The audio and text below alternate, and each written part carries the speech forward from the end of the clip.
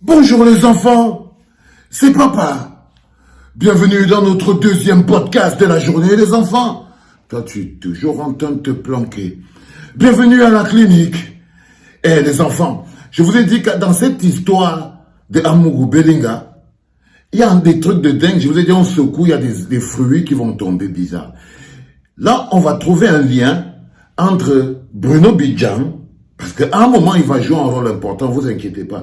Tu connais que tu vas jouer un rôle important, Bruno Bidjan.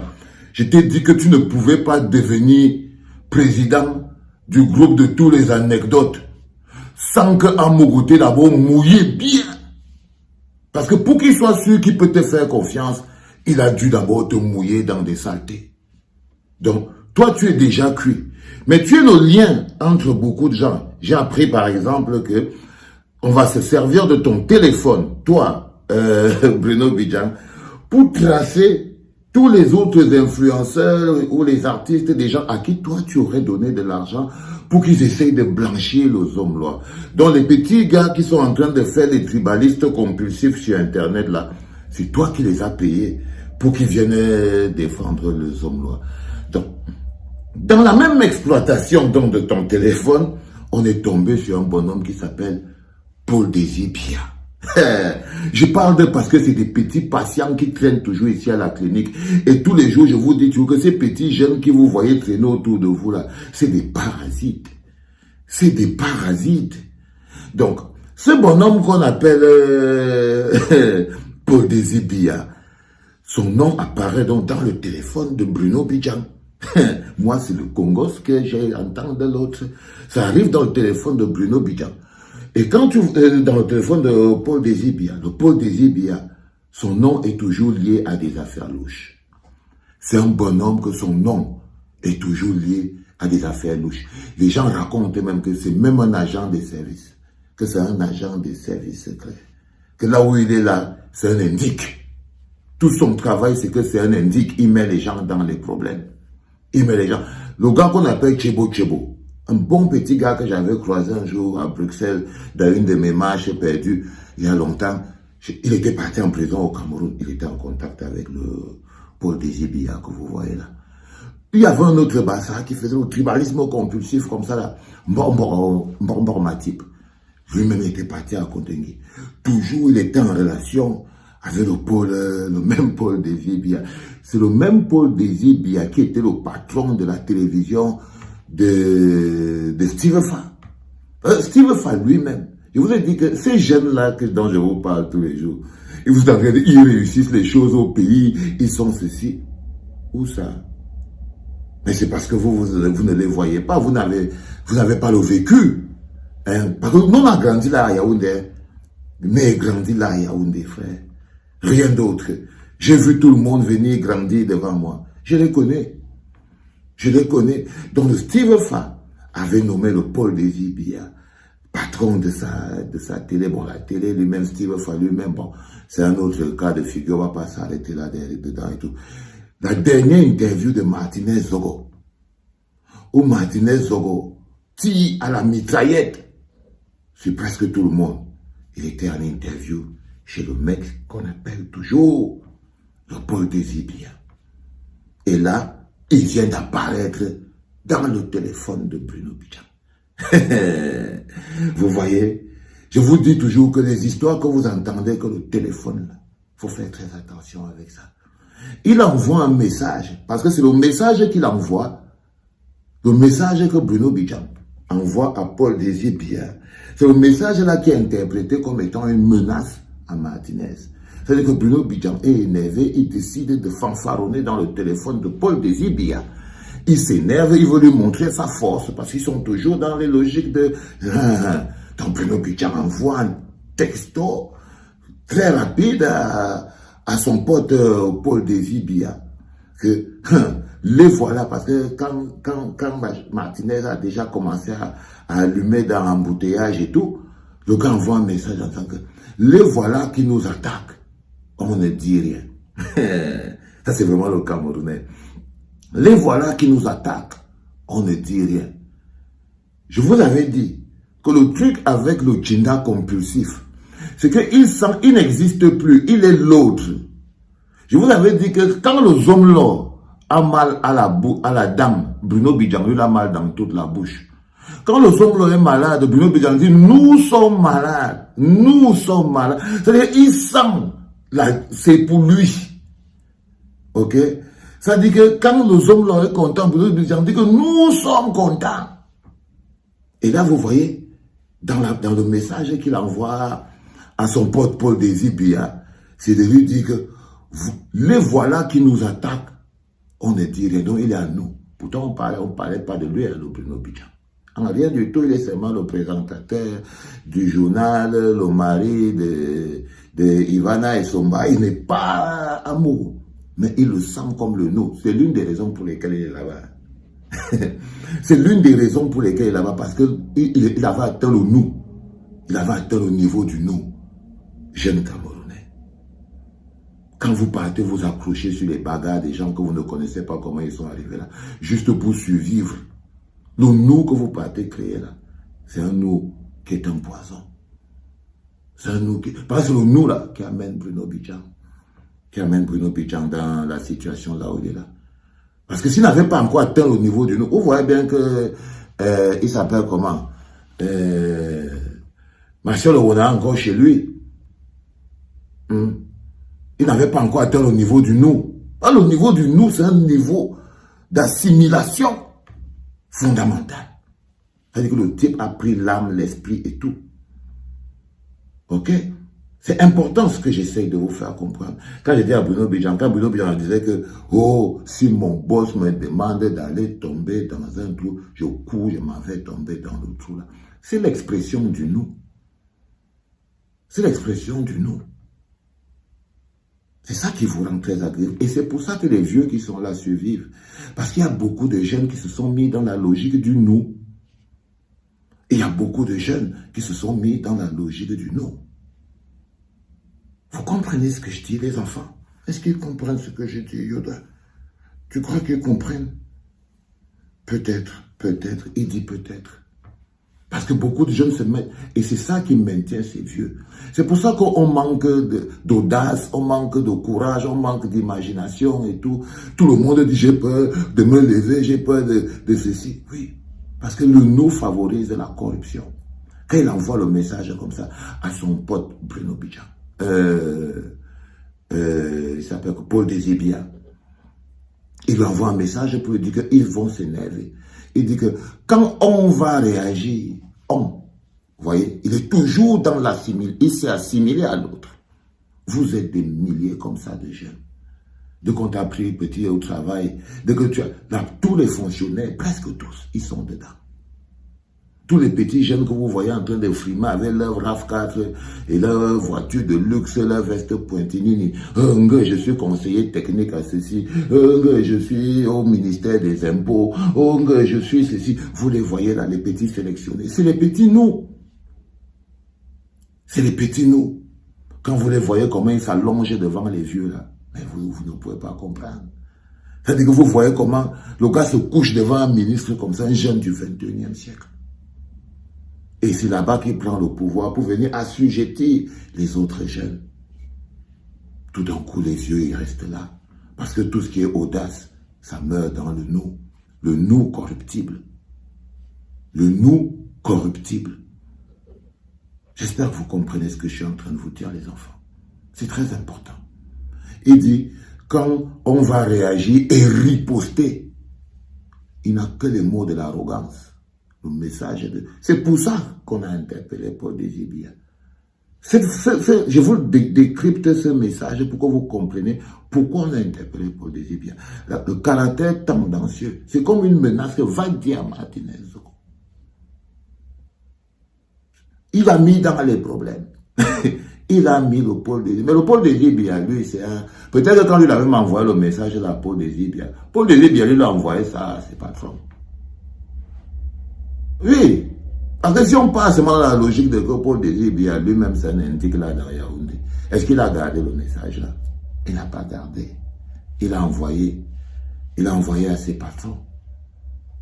Donc il savait, c'est un message avec beaucoup de dangerosité et de gros mots. Quand on va réagir et riposter, les gens vont encore crier sur nous. Ils vont crier sur nous. Voilà qu'on crie donc. Ils ont donc réagi et riposté. Et les gens ont donc crié sur eux.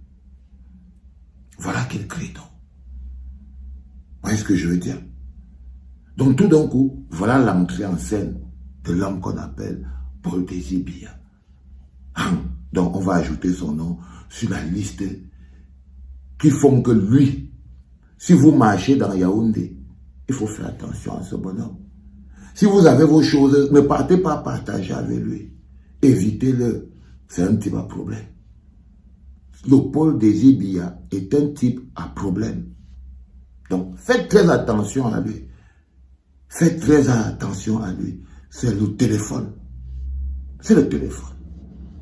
Et c'est ça qui m'amène à vous ramener dans notre prison break d'aujourd'hui. Parce que l'histoire du téléphone que vous voyez là, dans la prison, le téléphone est extrêmement important. Il y a des gens qui pensent que les gens n'ont pas de téléphone en prison. Non. Il y a le téléphone en prison avec tout le réseau. Avec tout le réseau, comme dans les films. Et si tu n'as pas de téléphone en prison, c'est comme si tu n'as personne dehors. C'est comme si tu n'as personne dehors. Parce que c'est ton contact avec l'extérieur. Donc quand on était en prison, je me suis très vite battu pour avoir un téléphone. Pour pouvoir parler avec maman, la nuit. Je passe sur mon mandat parce que je dormais en haut comme ça, la Paul Eric King dormait en bas, le feu Paul Eric King, le grand frère la ronflait. Ouais, Seigneur! Hey. Le grand frère a été une locomotive, je n'ai jamais autant souffert de ma vie. Le grand frère la ronflait, papa. Il dormait en bas, moi je dormais en haut. Donc il prend mon téléphone comme tout le monde, tu passes sous ta couverture. Et tout en général, j'ai fini sous la couverture, moustiquais. J'étais là avec le téléphone, j'envoie les messages à maman, pose-toi un peu ici mon petit. J'envoie les messages à maman comme ça là, elle me dit ça va aller, t'inquiète, tatati. Elle était toujours triste tout le temps, le soir, la nuit, je lui envoie des messages. Elle m'envoie des messages aussi. Je parlais aussi parfois avec mon ami Issoukou. Issoukou Risbo a envoyé des messages et tout. J'étais là et tout. Et j'avais donc mon petit téléphone comme presque tout le monde. Le truc intéressant, c'est que Maurice Kamto, le président, lui n'a jamais eu le téléphone. J'ai Wanda. J'avais quand même Wanda sur cette histoire. Mais il savait. Il savait. Parce que même quand tu as le téléphone, tout le monde sait que tu as le téléphone. C'est toi qui crois que les gens ne savent pas. Même le régisseur, les gardiens de prison. C'est eux qui t'ont amené le téléphone, non? C'est eux qui t'ont amené le téléphone. Donc, le gars dit que non, Easy, laissez-moi tranquille avec cette histoire de téléphone. Mais non, moi, j'étais toujours, je parlais et tout. Ça me faisait du bien. C'était mon contact avec l'extérieur. Donc, c'est-à-dire, ton téléphone devient la chose la plus importante de ta vie. La plus importante de ta vie. Donc, quand on prend le téléphone là, Seigneur, c'est l'une des plus grosses infractions. L'une des plus grosses infractions, c'est qu'on a arrêté quelqu'un avec le téléphone. Donc tout le temps que j'étais en prison, prier sur le ciel que Seigneur, j'espère qu'on ne va jamais m'arrêter. Et il y avait toujours des moyens, on cache n'importe où, jamais, j'étais toujours bloqué. Tout le temps, le type a dit, ils ne m'ont pas vu. Et puis le mauvais jour est arrivé. Le mauvais jour est arrivé. J'étais en train de parler comme ça avec maman, tac, tac, tac, tac, tac, tac. Et je me suis endormi. Et vivre dans le sud qui vivent dans la prison, c'est horrible. Je me suis endormi. Et pendant que je dormais, on était à 4 heures du matin. C'était la débandade dans notre cellule. 12 gardiens de prison. Wow. Debout, ils tapent. Les gens, ils se lèvent et tout. Tu vois les grands frères, les gens sont là. Heureusement qu'on dormait avec des pyjamas, mais des têtes de n'importe quoi. Ça dit l'humiliation à outrance. Moi, je trouvais ça très humiliant. Vous voyez, les gamins, ils sont là, ils vous disent descendez, allez, commence à vous fouiller dehors. Ils fouillent le truc, tout ça là. Ça ne les a même pas pris une seconde. Dès que le gars est monté comme ça là sur mon mandat et tout, le téléphone l'attendait. J'étais assis dehors, frère. Mon cœur cognait tellement fort que j'ai commencé à manquer d'air pour respirer. Je ne respirais plus parce que je savais que mon téléphone était sur le lit. Je ne respirais plus. Le type est venu comme ça devant moi. Je sentais ses pieds marcher. Je disais, ah, lui, il a trouvé le téléphone. Oh, lui, il est en train de venir vers moi. Même il bouge ses pieds comme ça. Je sais, je sens dans ma tête que c'est lui qui vient. Et c'était le gardien. Il dit que, monsieur, c'est à vous ça. Il sait, hein. Il te pose la question pour t'humilier. C'est à vous ça, hein? Tu vas dire quoi? Que non, c'est pas pour toi. Mais il dit, oui. Il dit que bon, ok. Il prend, il met dans le sac. Il part. Ils ont tout fouillé, ils sont partis. Voilà. J'ai eu le palu. J'ai eu aussi un peu mal au ventre et tout. C'était la catastrophe. Je ne savais pas quoi faire. Je ne savais pas quoi faire parce que la sanction est claire. Déjà, tu dois faire pratiquement 3 mois, tu n'as pas de visite. Parce que quand tu attrapes avec le téléphone, c'est l'une des plus graves sanctions. Donc 3 mois sans visite, tu n'auras pas de visite, personne ne va venir te voir. Ton maman ne va plus venir me voir. Mon père ne va plus venir me voir. Pendant 90 jours, je serai là, mon cerveau il pouvait éclater. Et maintenant, il faut partir en isolement pendant 1 mois. L'isolement, c'est une salle de... Mais c'est pas possible, les gars. C'est-à-dire que c'est la prison dans la prison. Même l'air que tu respires est un poison. C'est-à-dire que quand tu es dans la salle de l'isolement, même l'air que tu respires est un poison. Évidemment, tu as les chaînes. Tu fais le pingouin. Quand on te met les chaînes au pied là, il n'y a pas de que je vais aller me laver. On enlève pour que j'aille me laver. Non. Tu te laves avec. Les gars, l'être humain dans la situation carcérale, dans la prison au Cameroun, n'a pas de valeur. Tu dois réduire ta valeur. Quand tu vois un petit gardien de prison, moi, vois un gardien de prison, frère, je suis quand même le général, mon pépé. Tu vois. Mais le gardien de prison, il te dit que, frère, des Mbarassons entrés ici, on les a matés. Les plus grands que toi sont venus ici, ils ont commencé à nous appeler. Toi, tu vas venir nous faire quoi? Donc, la première domination qui veut te ramener, c'est que ce que tu étais dehors, c'est resté dehors. C'est resté dehors. Tu entends, non, Bruno Bijan? Ce que tu étais dehors, c'est resté dehors. Tous les gars qui t'appellent au café, c'est fini. Le gars va venir te raconter. Un gardien de prison est venu avec un téléphone. Un jour, il me dit qu'il faut que je fasse la vidéo pour sa fille, avec sa femme. Le gars, il nous force. J'allais lui dire quoi? Le gars dit que bon, Valsero, tu vas faire une vidéo pour mes enfants, non? C'est l'anniversaire de ma femme. C'est quoi? Parce que derrière, j'ai aussi mes petits privilèges. Peut-être qu'il va me faire entrer mon coca, là, j'ai aussi, pour la vidéo, là. Donc, du coup, je fais. Mais il ne te respecte pas. Il ne te respecte pas. Donc, j'étais là dans cette situation, en train d'attendre. Toute la journée, je suis là, je suis malade, je vomis, je suis malade, je vomis et tout. C'est mal, mauvais. Finalement, je veux parler à quelqu'un, mais je n'ai pas de téléphone et tout. Mais il y a un autre gars qui a un téléphone, du coup, je vais voir ce gars, je dis, hey Jason, passe-moi un peu ton téléphone, il va appeler maman. Et là, j'appelle maman pour lui raconter. Elle décroche et tout. Elle m'a regardé, elle a vu mon visage, elle a su que j'étais mort. Elle me dit, mais qu'est-ce qui se passe? Je voulais ouvrir la bouche pour dire, on a pris le temps. J'ai versé, j'ai pleuré seulement. Je voulais ouvrir la bouche pour dire, ils ont pris le téléphone, ça va être... Mais je n'ai même pas pu. Je me suis mis à chialer, non, j'étais brisé. J'avais tout dans ma tête.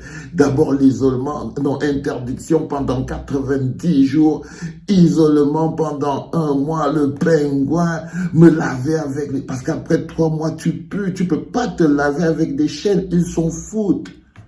Ils s'en foutent, les gars. Ton truc, je vais me laver, non. Laisse tomber. Laisse tomber, oublie. Ah, j'ai pleuré direct comme ça sur le téléphone. J'ai pleuré comme ça direct sur le téléphone. Tu vois, ça m'a claqué quand j'étais en prison. Cette histoire-là. Et j'ai passé toute la journée, j'étais torturé psychologiquement. J'attendais toujours à quel moment le gardien de prison va venir me dire « Oh, le régisseur t'appelle ». Finalement, l'heure fatidique est arrivée. La diarrhée, tout est arrivé. J'ai eu envie d'aller aux toilettes, mais ça ne servait à rien. C'était dans la tête. C'était dans la tête, donc obligé de partir. Je suis allé voir le régisseur. Est-ce que c'est la première fois que le régisseur attrape le téléphone? Non, il connaît. Donc quand il te voit, il sait qu'il va te détruire. C'est son moment de t'humilier aussi. Tu es tombé dans le piège que tu arrives chez lui pour qu'il te brise psychologiquement et te mette à sa disposition. Donc, il m'avait brisé. Il me dit qu'un grand comme toi, on te laisse avec le téléphone, tu ne peux pas te comporter. Non, c'est parce que je sais que vous en avez besoin et c'est monté, c'est descendu, mais tu te comportes comme un enfant. Si vous voulez qu'on vous traite comme les enfants, on va vous traiter comme les enfants. Oh là là là là. Mais le gars, il te naît. Mais tu milites. Et toi, tu es là, ouais, excusez-moi, monsieur le régisseur. Excusez-moi quoi? Non, patati, te prend. J'étais là, j'ai rien à dire, frère. T'as rien à dire. Il te fermente, il te réduit, il t'amenuise, il te baisse ton charisme, il te brise. Quand il est sûr qu'il t'a brisé, il te donne, te dit pas. Tu pars, et le papier te suit quelques semaines après. Toi, donc je suis parti et tout. Et après, j'ai attendu. Le verdict est arrivé. J'étais comme quelqu'un qui était... Et je ne sais pas ce qui s'est passé ce jour-là.